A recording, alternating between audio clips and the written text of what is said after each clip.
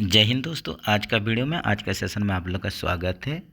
तो आज का सेशन के लिए आप लोग रेडी हो जाइए। जैसे कि ये टेस्ट सीरीज में 55 नंबर क्वेश्चन तक हो गया था, तो चलिए आज 56 नंबर क्वेश्चन से सॉल्व करने का कोशिश करते हैं। तो जैसे कि 56 नंबर क्वेश्चन में आप लोग देख रहे हैं, what are the words for memorandum in Hindi. ये देखिए यहीं पर आप लोग को पूछा है, जो मेमोरेंडम आप लोग का इंग्लिश वर्ड है उसका हिंदी में ट्रांसलेट करने से क्या होगा, उसका हिंदी में मीनिंग क्या है। तो मेमोरेंडम का आप लोग का हिंदी में ये देखिए, इसको ज्ञापन बोल के बोला जाएगा। याद रखिए। ऑप्शन बी के साथ चलिए। Dash gas is used in MIG welding. ये देखिए, MiG welding, metal, इनट, gas welding. ये भी रिपीटेड क्वेश्चन है। इसमें आप लोग क्या गैस यूज करते हैं, ये भी रिपीटेड क्वेश्चन है। कार्बन डाइऑक्साइड गैस यूज करते हैं, इसको भी याद रखिए। CO2 गैस यूज होता है। If an employee is placed under suspension on the date of retirement, under who is competent to sign the chargesheet. ये देखिए, यहीं पर आप लोग का क्वेश्चन है कि आप लोग का जिस दिन रिटायरमेंट है उसी दिन आप एम्प्लॉय को आप लोग का क्या होता है, सस्पेंशन कर दिया जाता है, प्लेस्ड अंडर सस्पेंशन। तो आप लोग का जो आप लोग का चार्जशीट जो आप लोग को मिलेगा, आप लोग का सस्पेंशन चार्जशीट जो मिलेगा, उसमें कौन कॉम्पिटेंट अथॉरिटी हैं जो कि उसमें साइन करेंगे। यदि किसी कर्मचारी को सेवानिवृत्ति की तिथि पर निलंबित कर दिया जाता है तो आरोप पत्र पर हस्ताक्षर करने के लिए कौन सक्षम अधिकारी है। तो यहीं पर देखिए, ऑप्शन ठीक से देखने से आप लोग जान पाएंगे। Chargesheet shall be signed by the disciplinary authority on the date of retirement. तो ये आप लोग का चार्जशीट में कौन साइन करेंगे, डिसिप्लिनरी अथॉरिटी करेंगे। तो ये आप लोग ऑप्शन सी के साथ चलिए। Machine use to test hardness of material. ये देखिए, ये भी क्वेश्चन आगे हम लोग देखे हैं, इसको भी जानते हैं भली बातें। Machine is used for testing hardness of material. Material का हार्डनेस चेक करने के लिए, जांच करने के लिए कौन सा मशीन यूज होता है, ब्रिलनेल मशीन यूज होता है। तो ऑप्शन में चलते हैं। ये देखिए, ऑप्शन ए में आप लोग का ब्रिलनेल मशीन है। इसी के माध्यम से ही हार्डनेस आप लोग का टेस्ट किया जाता है, जांच किया जाता है। इन CLW पैटर्न JEE गेट्स डेस इंसेंटिव परसेंटेज। ये देखिए, आप लोग का चित्तरंजन लोकोमोटिव वर्क्स जो होता है, CLW पैटर्न जो इंसेंटिव स्कीम है, इसमें आप लोग का जूनियर इंजीनियर कितना परसेंटेज आप लोग का इंसेंटिव मिलता है उनको। ये हो जाएगा आप लोग का 80%। इसको बढ़िया से याद रखिए, ये भी रिपीट हुआ है question. These number of isolating cocks are fitted in a coach. ये देखिए, यहीं पर ये ICF कोच के लिए बोला गया है। तो यहीं पर आप लोग का आइसोलेटिंग कॉक टोटल कितना एक कोच में रहता है, ICF कोच में, यहीं पर क्वेश्चन है। तो ये हो जाएगा आप लोग का टोटल 5 के संख्या में रहता है। तो इसको देख लेते हैं कहाँ कहाँ आप लोग का रहेगा। देखिए, जो आप लोग का 2 ट्रॉली को आइसोलेट करने के लिए जो ब्रेक सिलेंडर में आप लोग का पाइप, ब्रांच पाइप जाता है, तो 2 ट्रॉली के लिए 2 आप लोग का ब्रेक सिलेंडर, आप लोग का ट्रॉली को आइसोलेट करने के लिए आप लोग का 2 के संख्या में रहेगा। बोथ ट्रॉली को आइसोलेट करने के लिए एक एक 2 आइसोलेटिंग कॉक लगेगा। इसके बाद आप लोग देखिए, आप लोग का जो पैसेंजर इमरजेंसी अलार्म वाल्व जो रहता है उसको आइसोलेट करने के लिए PEAV को आइसोलेट करने के लिए एक रहेगा आइसोलेटिंग कॉक। याद रखिए, जैसे कि कोई आप लोग का चेन पुलिंग कर देता है, अगर किसी कारण हम लोग ऊपर से अगर उसको आप लोग का जो एंड पैनल से हम लोग रिसेट नहीं कर पाते हैं तो क्या करते हैं, आप लोग का जो यही पाइपलाइन PEAV को जो आप लोग का जो ब्रांच पाइपलाइन गया है, इसी से ही आइसोलेटिंग कॉक लगा हुआ है, इसको ही आइसोलेट करके आप लोग फिर उसको क्या करते हैं, BP प्रेशर फिर बिल्डअप होता है, फिर गाड़ी जाता है। तो ये PEAV में एक रहेगा। उसके बाद आप लोग का FP टू AR जो ब्रांच पाइपलाइन में है, आप लोग का FP से ऑक्सिलरी रिजर्वर को जो पाइपलाइन गया है वहीं पर भी एक आइसोलेटिंग कॉक रहेगा। उसी हिसाब से आप लोग का ये देखिए, BP से आप लोग का BP टू जो आप लोग का DV जो आप लोग का बीच में, यही बीच में आप लोग का एक आइसोलेटिंग कॉक रहेगा। तो यही हिसाब से आप लोग का टोटल 5 की संख्या में एक ICF कोच में आप लोग का आइसोलेटिंग कॉक रहेगा। इसको बढ़िया से याद रखिए।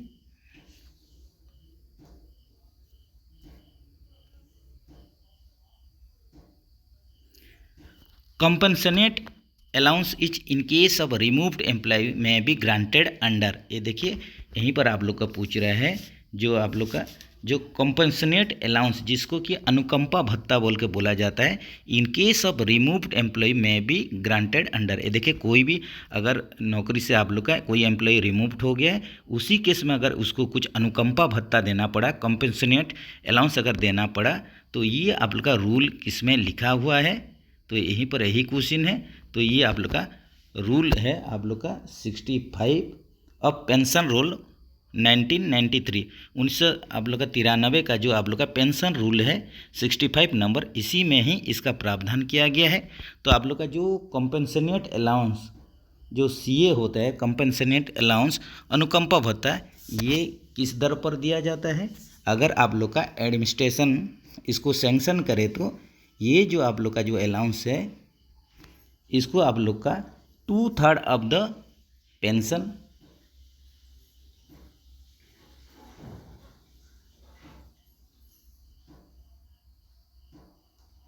ये 2/3 ऑफ द पेंशन दिया जाता है।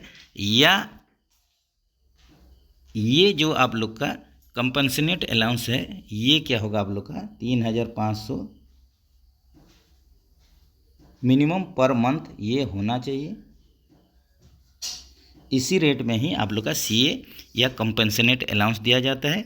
इसको भी याद रखिए। आप लोग का जो पेंशन का 2/3 आप लोग को दिया जाएगा, या ये मिनिमम आप लोग का 3,500 पर मंथ से कम नहीं होना चाहिए। Lateral and longitudinal guidance two wheel of ICF bogie is taken from. ये भी रिपीटेड क्वेश्चन है। आप लोग का जो लेटरल और लॉन्गिट्यूडिनल गाइडेंस जो आप लोग का ICF कोच के लिए ये कहाँ से लिया जाता है? ये डैशबोर्ड से लिया जाता है। ऑप्शन A के साथ चलिए। Can a railway servant placed under suspension act as defence helper? क्या निलंबन के तहत रखा गया रेलवे कर्मचारी बचाव सहायक के रूप में कार्य कर सकता है? तो इसका आप लोग का आंसर हो जाएगा यस, काम कर सकता है। आप लोग का रेलवे सर्वेंट जो रहते हैं, जो कि आप लोग का सस्पेंशन में रहते हैं, ये आप लोग का डिफेंस आप लोग का काउंसिल या डिफेंस हेल्पर के रूप में काम कर सकते हैं। तो ऑप्शन A के साथ चलिए।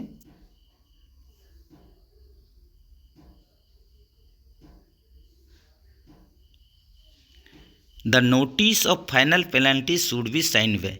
अंतिम जुर्माने की सूचना पर हस्ताक्षर होना चाहिए। तो ये किसका माध्यम से होना चाहिए?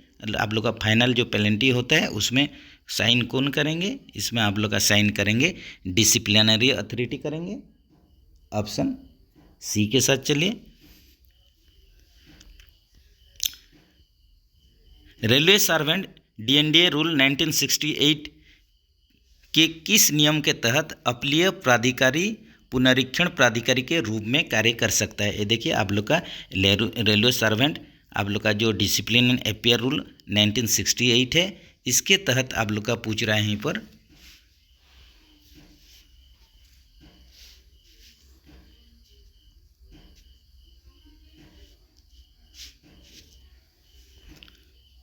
नाइनटीन 1968 आप लोग का रेलवे सर्वेंट DNDA रूल के अंतर्गत आप लोग का जो अपीलीय अधिकारी होंगे, अपीलिएट अथॉरिटी होंगे, ये आप लोग का ये जो अधिकारी होंगे पुनरीक्षण अधिकारी, जिसको कि रिव्यूइंग ऑफिसर के रूप में काम कर सकेंगे। जो आप लोग का अपीलिएट अथॉरिटी होंगे वो भी रिव्यूइंग ऑफिसर के तौर पर काम कर पाएंगे। तो अपीलीय अधिकारी पुनरीक्षण प्राधिकारी के रूप में कार्य कर सकते हैं। ये कौन सा रूल बता रहा है? ये आप लोग का रूल 25 बता रहे हैं। आप लोग का railway servant discipline authority discipline appeal rule 1968 rule 5 के अंतर्गत आता है कि आप लोग का अपीलिएट अधिकारी जो आप लोग का रिव्यूइंग ऑफिसर के रूप में काम कर पाएंगे। The inspection done in yard is called. देखिए आप लोग का यार्ड में जो भी इंस्पेक्शन होता है उसको हम लोग प्री इंस्पेक्शन बोलते हैं। जैसे कि आप लोग पकड़ लीजिए कि कोई आप लोग का CNW स्टाफ जो आप लोग का स्टेशन में काम करते हैं, यार्ड में काम करते हैं, आप लोग का जो ओरिजिनेटिंग एक रैक है जो कि आप लोग का फाइनल आप लोग का स्टेशन में आ गया, डेस्टिनेशन हो गया, उसका एंड हो गया है, जो कि वॉशिंग लाइन आप लोग का घुसने ही वाला है। उससे पहले आप लोग जो स्टेशन में यार्ड में रोलिंग देखेंगे, ये प्री इंस्पेक्शन होता है। इसका माध्यम से आप लोग वॉशिंग लाइन में जब पिट लाइन मेंटेनेंस होगा वहीं पर आप लोग इन्फॉर्मेशन दे सकते हैं कि प्री इंस्पेक्शन के दौरान आप लोग क्या रोलिंग में चेक किए हैं। तो आप लोग का यार्ड का जो आप लोग इंस्पेक्शन करेंगे, एग्जामिनेशन करेंगे, उसको प्री इंस्पेक्शन बोला जाता है। ऑप्शन सी के साथ चलिए।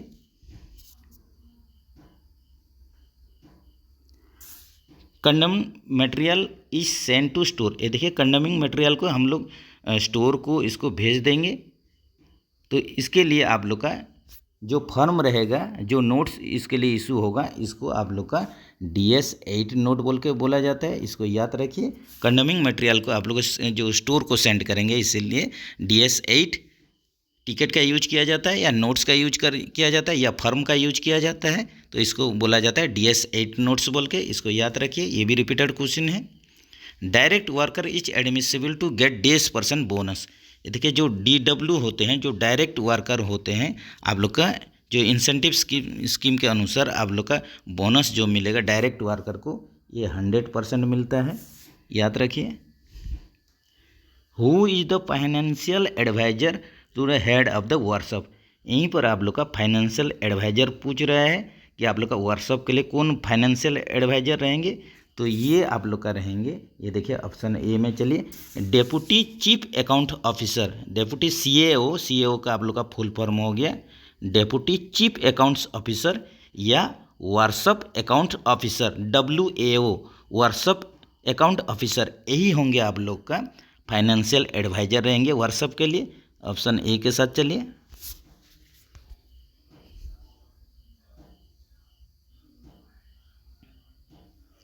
Group C staff having completed 20 years and more but less than 25 years of service are entitled to get post retirement pass at the rate of. यहीं पर देखिए ग्रुप C स्टाफ बोला है। ग्रुप C स्टाफ हो या group D staff हो, जो भी आप लोग का 20 साल कंप्लीट कर लेते हैं, अभी नए नियम के तहत उन लोग को 2 सेट पास आप लोग का रिटायरमेंट के बाद मिलता ही है।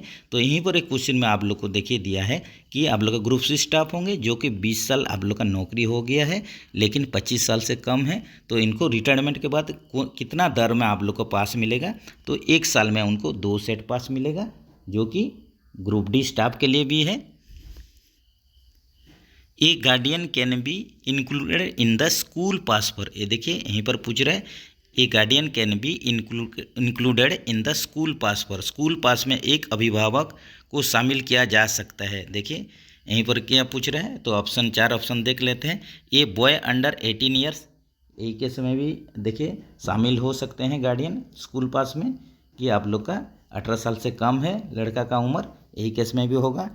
A girl of any as, यही केस में भी आप लोग गार्डियन स्कूल पास में रह सकेंगे। Physically handicapped boy above 18 years, ये देखिए फिजिकल हैंडीकेप्ड होगा लड़का, इसके यही केस में भी उसका आप लोग का एज 18 से ऊपर होगा, यही केस में भी आप लोग स्कूल पास में गार्डियन इंक्लूड हो पाएंगे। तो यहीं पर आप लोग का ऑप्शन डी होगा, ऑल ऑफ दी अबव हो जाएगा।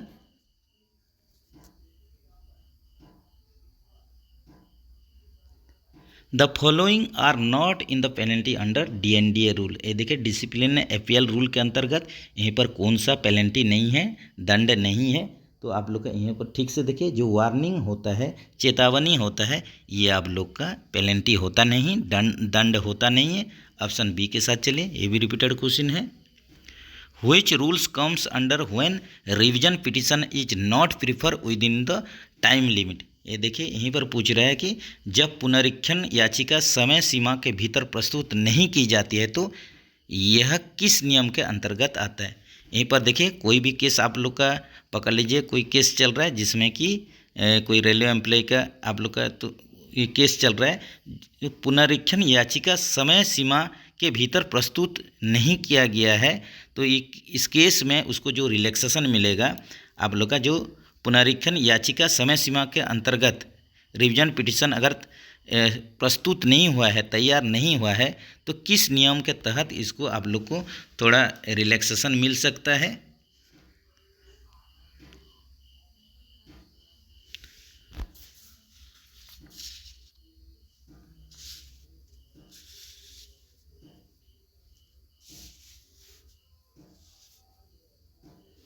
तो ये आप लोग का देखिए 74 का आप लोग का ये हो जाएगा, रूल 27 हो जाएगा, ये हो जाएगा रूल 27 के अंतर्गत आप लोग को जब पुनरीक्षण याचिका समय सीमा के भीतर प्रस्तुत नहीं हुआ है तो इसके तहत आप लोग को इसको थोड़ा एक्सटेंडेड टाइम दिया जा सकता है। आप लोग का जो कॉम्पिटेंट अथॉरिटी के अनुसार इसके लिए आप लोग को कुछ टाइम दिया सकता है, या यही केस के लिए उसको कंडन माफ भी किया जा सकता है। तो ये भी प्रावधान है आप लोग का रूल 27 में है ये। The admission in railway school is restricted to, railway school में प्रवेश प्रतिबंधित है। ये देखिए आप लोग का रेलवे स्कूल में प्रतिबंधित है बोल रहे हैं एडमिशन, तो यहीं पर देखिए रेलवे स्कूल में जो प्रवेश प्रतिबंधित है एडमिशन नहीं ले सकते हैं। कौन नहीं ले सकते हैं, ये देखिए child ward of railway employees only, ये तो आप लोग का एडमिशन ले सकते हैं। आप लोग का जो एम्प्लॉय का बच्चे हैं वो एडमिशन ले सकते हैं। As per merit test open to all, ये देखिए मेरिट टेस्ट के अनुसार इसमें भी आप लोग का जो एडमिशन ले सकते हैं मेरिट लिस्ट के अनुसार। Outsider to limited extent on availability of seat, ये देखिए यहीं पर आप लोग का जो आउटसाइडर है उनके लिए रेस्ट्रिक्टेड है, इनके लिए कुछ आप लोग का जो लिमिटेड सीट रहता है ऑन अवेलेबिलिटी ऑफ सीट। देखिए आउटसाइडर जो इनके लिए आप लोग का limited extend on availability of seat, ये आप लोग का जो ऑप्शन सी है ये आप लोग का यहीं पर इन लोगों के लिए आप लोग का रेस्ट्रिक्शन है। तो ऑप्शन सी के साथ चलिए, outsider to limited extend on availability of seat, यही आप लोग का ऑप्शन सही बैठ रहा है कि आउटसाइडर के लिए ही आप लोग का ये रेस्ट्रिक्टेड है, जिनके लिए कि आप लोग का सीट अवेलेबिलिटी, उन सीट अगर यहीं पर आप लोग का सीट रहेगा तब जाके उन लोग को इसमें शामिल किया जा सकता है। तो ऑप्शन सी के साथ चलिए। तो फ्रेंड्स 75 नंबर क्वेश्चन का आप लोग ऑप्शन में बताइए कि सही आंसर क्या हो सकता है। Gas welding is also known as, ये देखिए गैस वेल्डिंग को हम लोग ऑक्सी फ्यूल गैस वेल्डिंग भी बोलते हैं, उसको हम लोग ऑक्सी फ्यूल गैस वेल्डिंग भी बोल सकते हैं। इसमें जैसे कि इन जनरल आप लोग का ऑक्सी एसिटिलीन गैस वेल्डिंग होता है, oxy acetylene, oxy acetylene gas welding होता है जिसमें कि आप लोग का ऑक्सीजन और एसिटिलीन गैस यूज होता है आप लोग का गैस वेल्डिंग के लिए। तो ऑक्सी फ्यूल गैस वेल्डिंग भी आप लोग का गैस वेल्डिंग को बोला जाता है। Air spring working pressure in hybrid coach is days KG पर सेंटीमीटर स्क्वायर, ये देखिए एयर स्प्रिंग का वर्किंग प्रेशर पूछ रहे हैं। ये आप लोग का एलएचबी कोच हो, हाइब्रिड कोच हो, किसी कोच में भी आप लोग का एयर स्प्रिंग आप लोग का 6 केजी में ही आप लोग का काम करता है। वर्किंग प्रेशर इसका 6 केजी पर सेंटीमीटर स्क्वायर होगा। ऑप्शन ए के साथ चलिए। In air spring bogie gap maintained between lower plank and upper plankage, ये देखिए एयर स्प्रिंग बोगी में आप लोग का गैप को जो मेंटेन किया जाएगा कहाँ का बीच में, बिटवीन लोअर प्लंग और अपर प्लंग के बीच में, ये जो गैप मेंटेन किया जाएगा 255 mm। ये भी रिपीटेड क्वेश्चन है, बढ़िया से याद रखिए।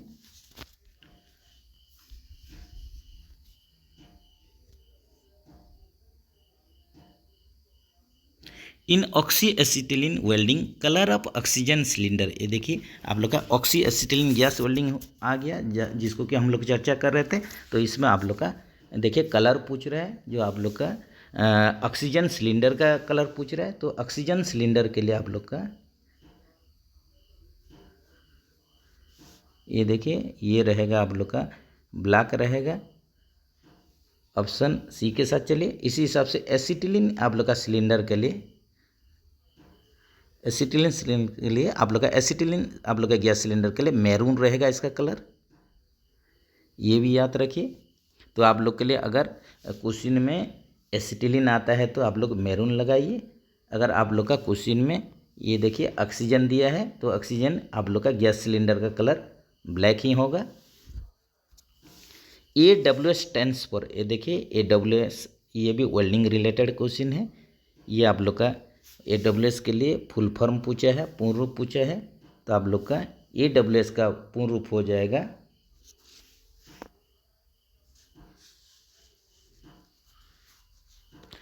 अमेरिकन वेल्डिंग सोसाइटी हो जाएगा, ये हो जाएगा अमेरिकन वेल्डिंग सोसाइटी हो जाएगा। तो ये ऑप्शन ये देखिए सी के साथ चलिए। तो ये अमेरिकन वेल्डिंग जो सोसाइटी है इसका एस्टेब्लिशमेंट हुआ था 1919 में हुआ था। ये भी याद रखिए, अमेरिकन जो वेल्डिंग सोसाइटी है इसका एस्टेब्लिशमेंट हुआ था 1919 में, ये भी याद रखिए। The process of joining two pieces of metal with a different fusible metal applied in molten state is called।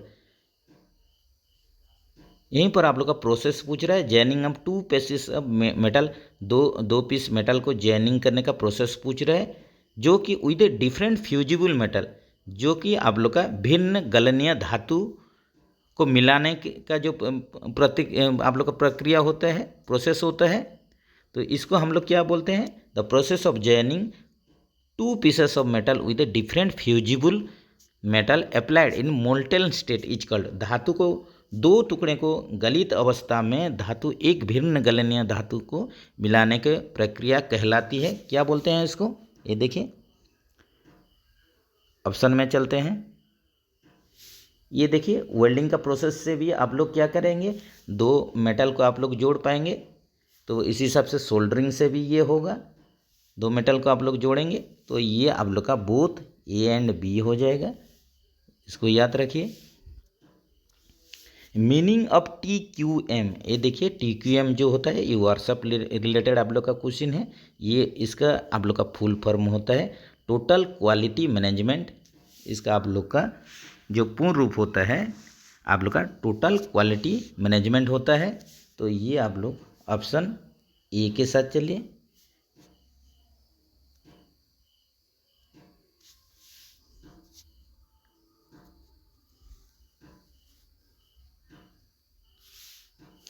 The work of limit switch, ये देखिए ये भी रिपीटेड क्वेश्चन है, टू स्टॉप द क्रेन, ये बार बार रिपीट हो रहा है, ये गलती नहीं होना चाहिए। Days position welding allows for greatest control of the welding process, ये देखिए आप लोग का यहीं पर वेल्डिंग प्रोसेस पूछ रहा है, जिसमें कि आप लोग का सबसे बड़े नियंत्रण आपको बढ़िया पूरा हैंड पूरा सेट होना चाहिए, प्रैक्टिस होना चाहिए, तब जाके आप लोग इसको वेल्डिंग को बढ़िया से कर पाएंगे। तो कौन सा पोजीशन वेल्डिंग के लिए आप लोग के लिए ये लागू होगा कि इसके लिए आप लोग को ग्रेटेस्ट कंट्रोल चाहिए, सबसे बड़े नियंत्रण चाहिए, तब जाके आपका वेल्डिंग बेहतरीन होगा। तो ये हो जाएगा आप लोग का फ्लैट वेल्डिंग। फ्लैट वेल्डिंग के लिए आप लोग का हैंड सेट पूरा परफेक्ट होना चाहिए, तब जाके आप लोग को बढ़िया से वेल्डिंग होगा। तो 84 का आप लोग ये चलिए बी के साथ चलिए। Which of the following pairs of regional railways and their headquarters not match, ये देखिए यहीं पर आप लोग का जोन दिया है और इसमें आप लोग का हेडक्वार्टर दिया है, उसी अनुसार मैचिंग करने के लिए बोल रहा है। ये देखिए आप लोग का साउथ सेंट्रल रेलवे सिकंदराबाद, ये सही मैचिंग है। इसके बाद देखिए आप लोग का साउदर्न रेलवे चेन्नई, ये भी सही मैच हो रहा है। नॉर्दर्न रेलवे नई दिल्ली, ये भी सही मैच हो रहा है। लेकिन ऑप्शन बी में देखिए, ये देखिए जो सेंट्रल रेलवे भोपाल है ये गलत है। तो आप लोग का सेंट्रल रेलवे का आप लोग का हेडक्वार्टर जो है ये मुंबई है, याद रखिए। तो ये आप लोग का गलत बैठ रहा है, तो ऑप्शन बी के साथ चलिए। Plasma arc cutting is use to cut, ये देखिए प्लाज्मा आर्क कटिंग, तो प्लाज्मा आर्क वेल्डिंग या कटिंग जो आप लोग का यूज होता है स्टेनलेस स्टील के लिए, ये क्वेश्चन आता है। लेकिन यहीं पर देखिए प्लाज्मा कटिंग से आप लोग टीन लीड, इसको भी आप लोग कटिंग कर सकते हैं। चेन और फास्टेंड, ये भी आप लोग कटिंग कर सकते हैं। एलोंगेशन रहेगा, इसको भी कर पाएंगे। तो ये ऑल ऑफ द अबव हो जाएगा सही आंसर। द प्रोसेस और pressure that causes current to flow in a circuit, देखिए यहीं पर आप लोग का फोर्स पूछ रहा है या प्रेशर जिसके चलते आप लोग का करंट फ्लो होता है। एक सर्किट में करंट जो फ्लो होता है, जो आप लोग का फोर्स यूज होता है या प्रेशर यूज होता है, जिसके माध्यम से एक सर्किट में करंट फ्लो होता है, तो उसको हम लोग क्या बोलते हैं, वोल्टेज बोलते हैं। इलेक्ट्रिकल रिलेटेड क्वेश्चन है, इलेक्ट्रिकल थ्योरी है, अच्छा से याद रखिए इसको। Dash increases with the increase in carbon percentage in steel, अगर स्टील में कार्बन का प्रतिशत परसेंटेज अगर बढ़ जाता है तो इसका क्या आप लोग का बढ़ जाएगा, ये देखिए ब्रिटलनेस बढ़ जाएगा। जो भंगुरता बोलते हैं, भंगुरता जो है ब्रिटलनेस, ये बढ़ जाएगा। अगर आप लोग का स्टील में अगर कार्बन का परसेंटेज बढ़ जाता है तो ब्रिटलनेस, ये जो आप लोग का क्वालिटी है, करेक्टर है, ये ही आप लोग का बढ़ जाएगा brittleness. Form of welding that forms an electric arc between electrode and metal to the joint each. ये देखिए यहीं पर पूछ रहा है फॉर्म ऑफ वेल्डिंग, मतलब वेल्डिंग प्रोसेस पूछ रहा है, जिसमें कि आप लोग का जो आप लोग का इलेक्ट्रिक आर्क जो आप लोग का क्रिएट होगा बिटवीन इलेक्ट्रोड मेटल को जॉइनिंग करने के लिए, तो इसको ये फॉर्म को पूछ रहा है। Form of welding that forms an electric arc between, यही प्रोसेस में आप लोग का इलेक्ट्रिक आर्क क्रिएट करेगा या फॉर्म्स करेगा आप लोग का इलेक्ट्रोड और मेटल के बीच में। तो इसको हम लोग यही प्रोसेस को हम लोग क्या बोलेंगे, तो ये प्रोसेस को हम लोग, ये देखिए इसका आप लोग का सही आंसर क्या होगा, ये हो जाएगा आप लोग का ऑप्शन डी होगा, ये होगा SMAW। इसका भी पूर्ण रूप जान लीजिए, तो ये हो जाएगा आप लोग का सील्ड मेटल आर्क वेल्डिंग, ये हो जाएगा। ये जो फॉर्म होगा या प्रोसेस होगा जिसमें कि आप लोग का इलेक्ट्रिक आर्क जो क्रिएट होता है इलेक्ट्रोड और मेटल के बीच में जॉइनिंग करने के लिए, तो ये होता है आप लोग का सील्ड मेटल आर्क वेल्डिंग होता है। ऑप्शन डी के साथ चलिए, इसका भी आप लोग पूर्ण रूप जान लीजिए, ये हो जाएगा आप लोग का SMAW, जिसको कि हम लोग यहीं पर आप लोग को इसको MMAW भी बोला जाता है, उसका दूसरा नाम है MMAW, इसको भी याद रखिए MMAW।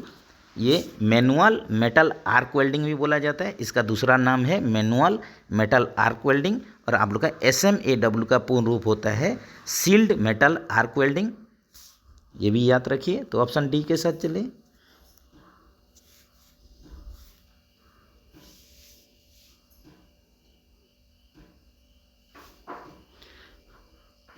Welding any type of weld joint from bottom to top, ये देखिए वेल्डिंग प्रोसेस जो आप लोग का वेल्डिंग प्रोसेस करेंगे बॉटम से टॉप तक, आप लोग का नीचे से ऊपर तक जो वेल्डिंग प्रोसेस होगा उसको हम लोग vertical welding, vertical of welding बोल के बोलेंगे। आप लोग का बॉटम टू टॉप, यही आप लोग का वेल्डिंग प्रोसेस, वही वेल्डिंग आप लोग का जो जॉइंट करेंगे जो आप लोग का नीचे से ऊपर तक, उसको वर्टिकल ऑफ वेल्डिंग बोल के बोला जाएगा। ऑप्शन बी के साथ चलिए।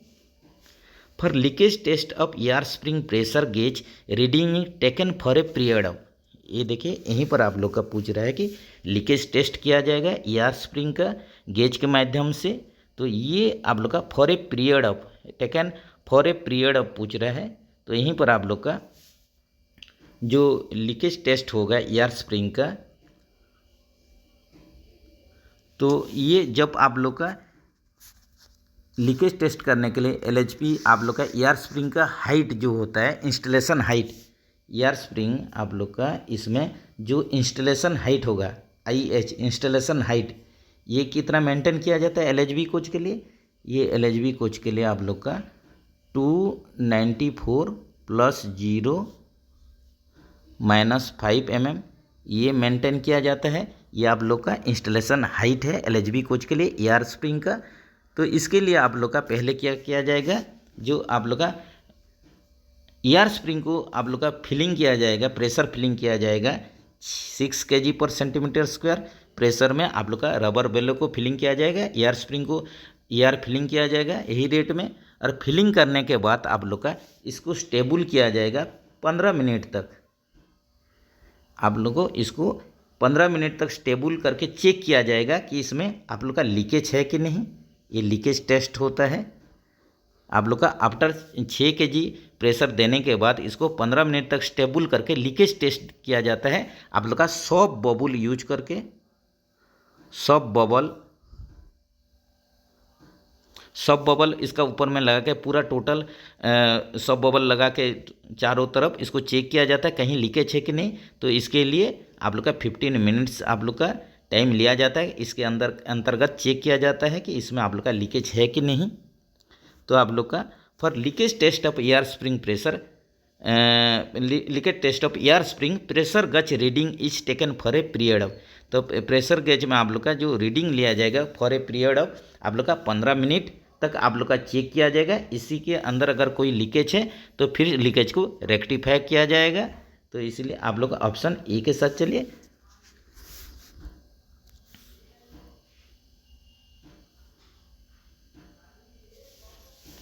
Electrical shock, inhaling fumes, fire and explosion, insufficient protective equipment, I protection.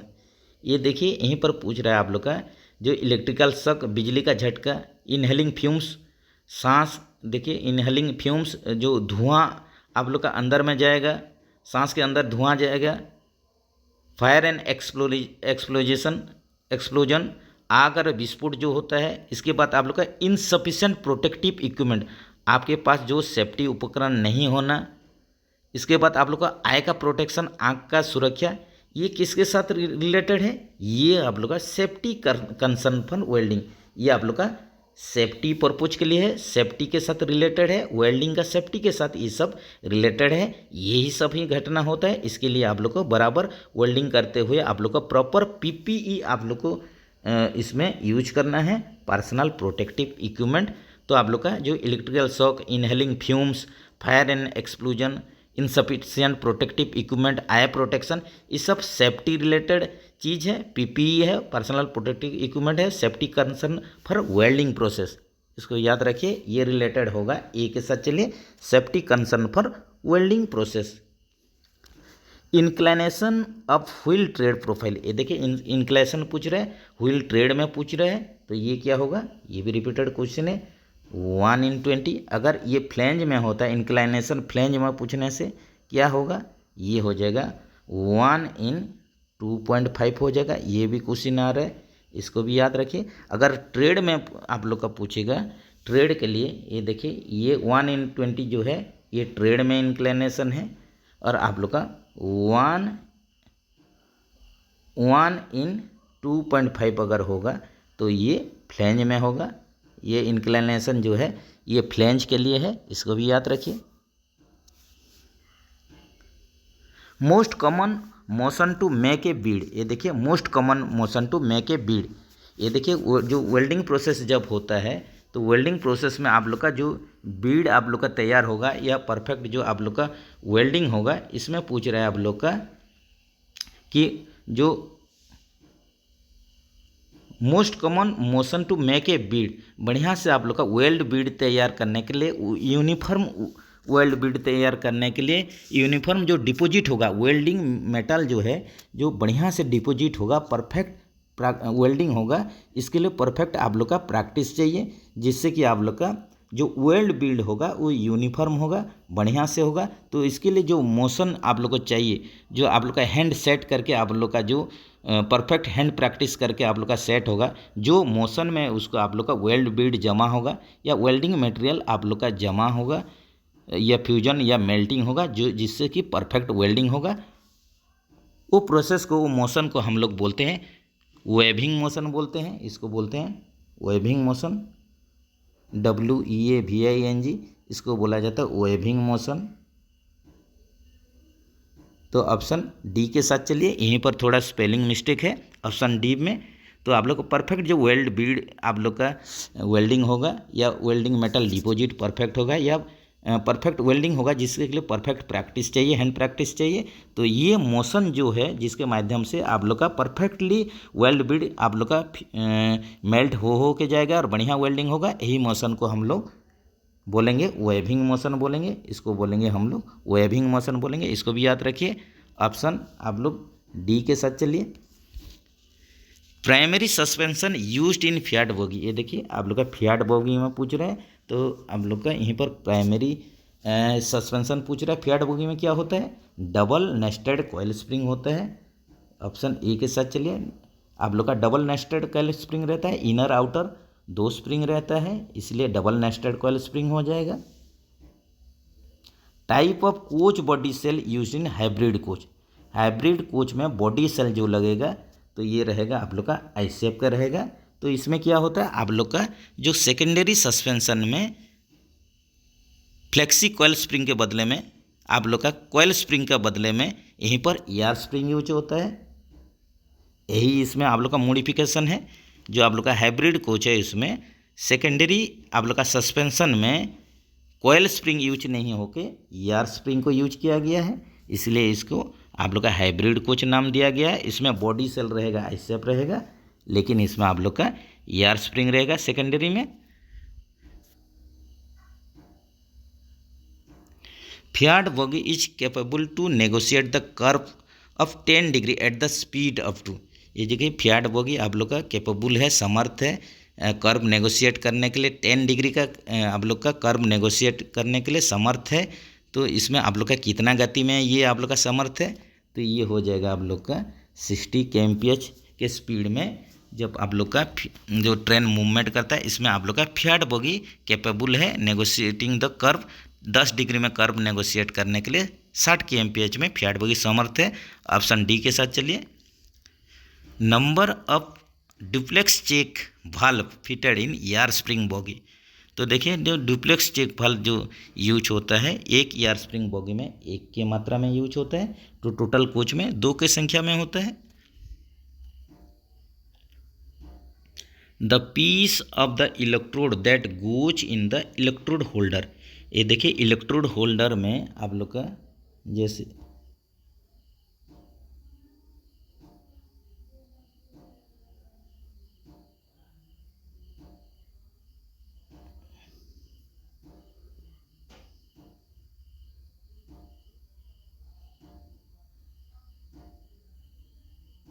ये देखिए आप लोग का ये इलेक्ट्रोड आप लोग का होल्डर है और आप लोग का ये इलेक्ट्रोड है। तो इसका बीच में देखिए जो मेटल पीस तो आप लोग का इसका अंदर में जाएगा। थोड़ा स्केच ठीक नहीं हुआ है, 1 मिनट। आप लोग का ये देखिए ये पर्सन ये आप लोग का इलेक्ट्रोड है, ये आप लोग का मेटल पर्सन जो आप लोग का इलेक्ट्रोड होल्डर के अंतर्गत जाएगा, इलेक्ट्रोड होल्डर में जाएगा, जिसमें कि कोई भी फ्लक्स कोई भी कोटिंग नहीं रहता है। तो इसका नाम क्या होता है, तो यहीं पर यही क्वेश्चन है कि आप लोग का the piece of electrode that goes in the electrode holder, ये होता है आप लोग का एक्सपोज मेटल होता है। इसमें कोई भी फ्लक्स यूज नहीं होता है, ओनली मेटल पीस रहता है, इसलिए ये एक्सपोज मेटल है। याद रखिए। ऑप्शन ए के साथ चलिए। Which of the gauges is used in hilly area. ये देखिए हिली एरिया में आप लोग का पहाड़ी क्षेत्रों में कौन सा गेज का यूज किया जाता है, जैसे कि हम लोग जानते हैं आप लोग का ब्रॉड गेज हो गया, इसके बाद आप लोग का मीटर गेज हो गया, इसके बाद आप लोग का नैरो गेज, ये यूज किया जाता है। तो इसमें आप लोग का अलग अलग गेज में अब इसका विड्थ जो रेल का चौड़ाई है जो गेज है अलग अलग है। तो यही कंडीशन में आप लोग का हिली एरिया में हमेशा याद रखिए यहीं पर आप लोग का नैरो गेज ही यूज होता है। तो यहीं पर आप लोग के लिए कमेंट्स में बताइए कि आप लोग का ब्रॉड गेज का तो सबको ही पता है 1676 mm। इसके बाद आप लोग का मीटर गेज, इसमें 1 मीटर या 1000 mm। इसी हिसाब से आप लोग का नैरो गेज में आप लोग का गेज का थिकनेस, गेज का आप लोग का चौड़ाई कितना है, कितना गेज रहता है, ये आप लोग कमेंट्स में बताइए।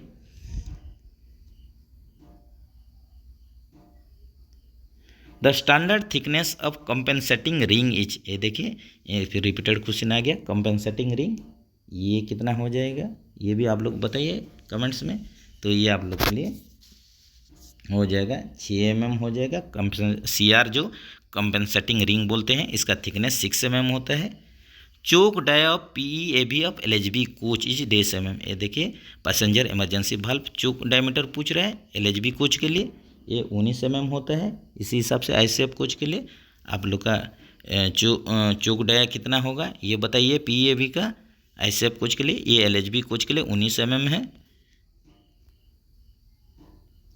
Electrode is kept at dash in state polarity. ये देखिए इसका सिंपल सा फंडा है आप लोग का, इलेक्ट्रोड को पूछ रहा है आप लोग का स्टेट पोलैरिटी में कौन सा रहेगा। तो ये देखिए जब स्टेट पोलैरिटी होगा, स्टेट पोलैरिटी रहेगा, यही कंडीशन में इलेक्ट्रोड को नेगेटिव में रखा जाएगा। अगर ये रिवर्स पोलैरिटी होगा, रिवर्स पोलैरिटी अगर होगा, एक केस में इसको इलेक्ट्रोड को पॉजिटिव में रखा जाता है, ये चीज़ तो आप लोग याद रखिए। अगर आप लोग का स्टेट पोलैरिटी होगा तो इलेक्ट्रोड को नेगेटिव में रखा जाएगा, अगर रिवर्स पोलैरिटी होगा तो इलेक्ट्रोड को पॉजिटिव में रखा जाएगा। तो इसी हिसाब से आप लोग का electrode is kept at negative in state polarity, ये होगा आप लोग का नेगेटिव होगा। तो ऑप्शन में चलते हैं।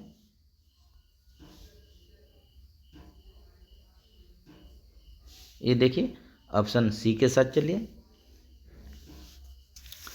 Days does not cover under definition of cattle as per accident manual. These दुर्घटना मैनुअल के रूप में मवेशियों की परिभाषा में शामिल नहीं होती है। ये देखिए आप लोग का जब भी हम लोग का CRO होता है, कैटल रन नंबर होता है, तो कोई अगर गाय भैंसी कट जाने से उसको हम लोग CRO हुआ है बोलते हैं। अगर आप लोग का हाथी भी कट गया, इसके लिए भी ये लागू है। ये देखिए भैंसी कट गया, इसके बफलो कट गया, इसके लिए भी ये होगा। लेकिन अगर डंकी या गधा अगर कट जाता है तो यही कंडीशन में आप लोग का ये CRO के अंतर्गत आएगा नहीं, कैटल रन नंबर के अंतर्गत ये आएगा नहीं। तो इसीलिए आप लोग का यहीं पर ये these does not cover under definition of cattle as per accident manual, ये हो जाएगा डंकी हो जाएगा। Testing of alarm chain is done at these kg weight. Alarm chain का टेस्टिंग करेंगे, 10 kg का वेट देके इसको चेक किया जाता है, टेस्ट किया जाता है, याद रखिए।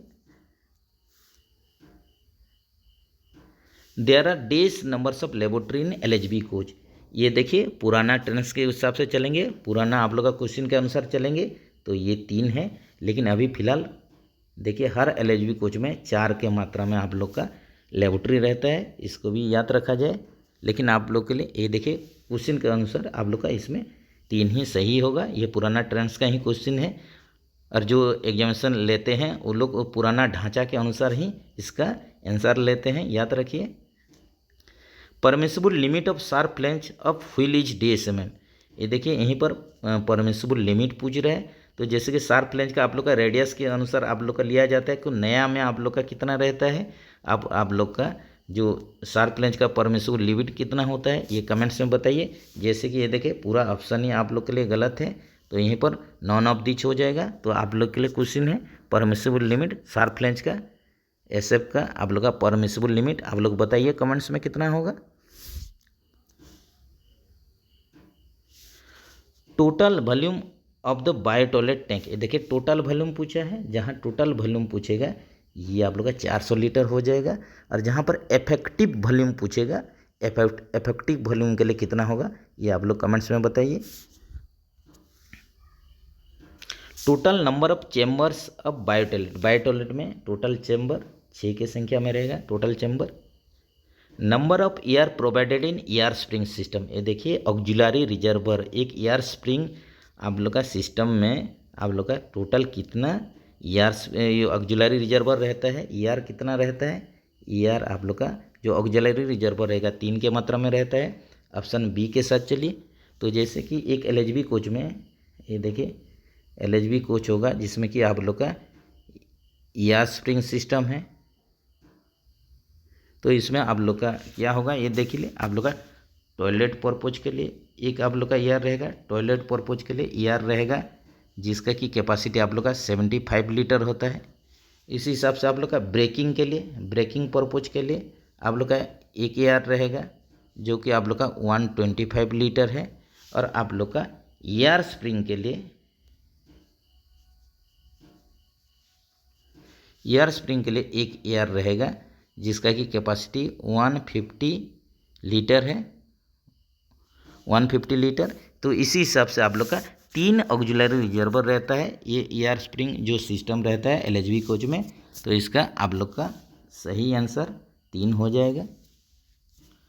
तो चलिए फ्रेंड्स आज के लिए इतना ही, फिर मिलेंगे नेक्स्ट वीडियो में। नेक्स्ट वीडियो का इंतज़ार कीजिए, तब तक के लिए आप लोग बढ़िया रहिए, सुस्त रहिए, बढ़िया से प्रैक्टिस कीजिए। जय हिंद दोस्तों।